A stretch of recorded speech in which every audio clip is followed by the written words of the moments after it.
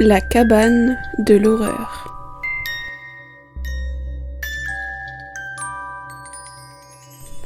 Votre dose de frissons.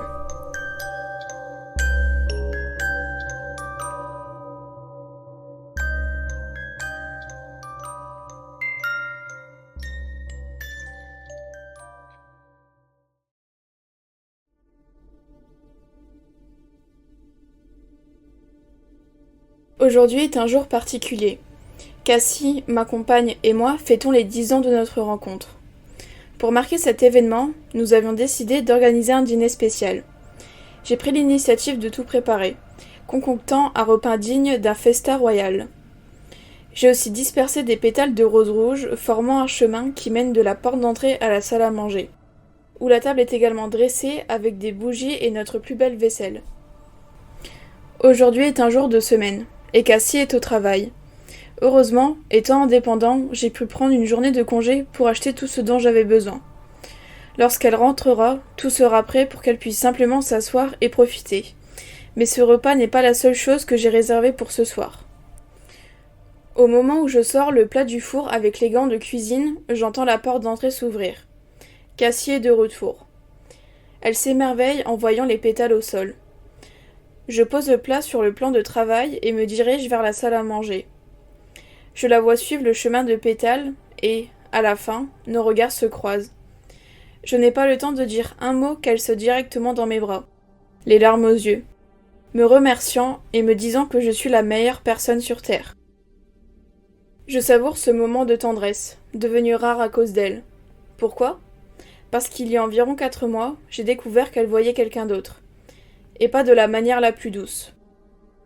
Je l'ai vue dans les bras d'un autre sur une story publiée par l'une de ses amies. Tout était au courant, sauf moi. Lors de notre confrontation, elle n'a pas menti. Quelque temps plus tard, elle m'a assuré que cette relation était terminée et a tout fait pour se racheter. Mais j'ai su rapidement que cette rupture n'était qu'un mensonge de plus.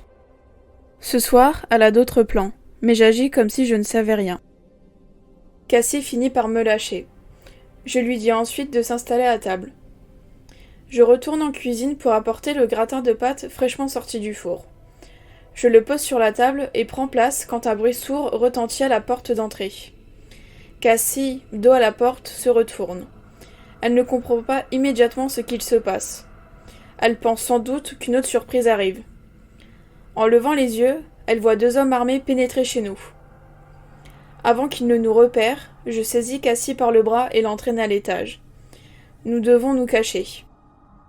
Je choisis le placard à côté de notre chambre, où nous stockons notre nourriture, et bloque la porte avec un tabouret. Cassie est terrifiée. Elle tremble.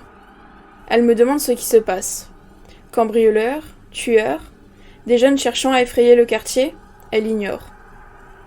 Elle propose d'appeler la police, mais avant qu'elle ne puisse sortir son téléphone, des pas se rapprochent vers les escaliers. Ils doivent être à l'étage. Lance une voix masculine. Cassie me fixe, les yeux écarquillés de terreur. Elle tremble encore plus et s'accroche à moi. Pour ne pas chuter, je m'adosse contre le mur, la tenant fermement. Les hommes montent à l'étage. Et Cassie comprend alors que l'idée d'appeler les secours est impossible. Ses yeux s'élargissent davantage, et elle commence à ouvrir la bouche pour crier. Je place alors ma main sur ses lèvres pour l'en empêcher. Nous devons encore rester cachés. D'après les bruits, il fouille chaque pièce, saccageant tout. Cassie tente à plusieurs reprises de retirer ma main, mais je reste immobile. Elle me supplie du regard, mais cela n'a aucun effet. Vous vous souvenez de ce que je vous ai dit plus tôt, à propos des autres plans de Cassie ? Ce soir, elle comptait me quitter. Le jour de notre 10e anniversaire, vous imaginez ? Comment je le sais ? Je l'ai entendu en parler au téléphone la semaine dernière avec sa meilleure amie, dénigrant ma personne entière. Ce soir-là, j'ai longuement réfléchi et un plan s'est formé dans mon esprit. Un plan demandant une préparation minutieuse et des contacts spécifiques. Notre repas étant déjà prévu, il fallait que je pimente la soirée. Les hommes que j'ai engagés continuent de fouiller l'étage. Je garde ma main fermement sur la bouche de Cassie. Mes gants de cuisine toujours en place pour éviter de laisser des traces. Même si, en réalité, ce n'est pas utile. vu qu'on vit sous le même toit et que, jusqu'à preuve du contraire, nous sommes ensemble. Peu à peu, elle cesse de se débattre et je vois la vie quitter ses yeux. Je retire ma main. Son corps devient lourd. Je vérifie son pouls, mais il n'y a plus rien. « Les gars, c'est bon !» criai-je à mes complices. Avant de laisser son corps inerte au sol, je murmure. « Si je ne peux pas t'avoir, personne d'autre ne le pourra, Cassie. Pas dans cette vie. »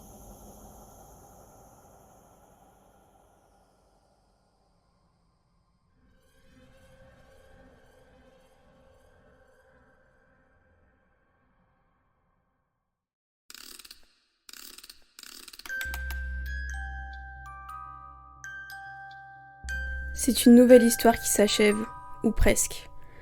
En espérant que votre courage ne s'est pas envolé et qu'aucun esprit n'ait pris place chez vous, je vous laisse ici. À bientôt.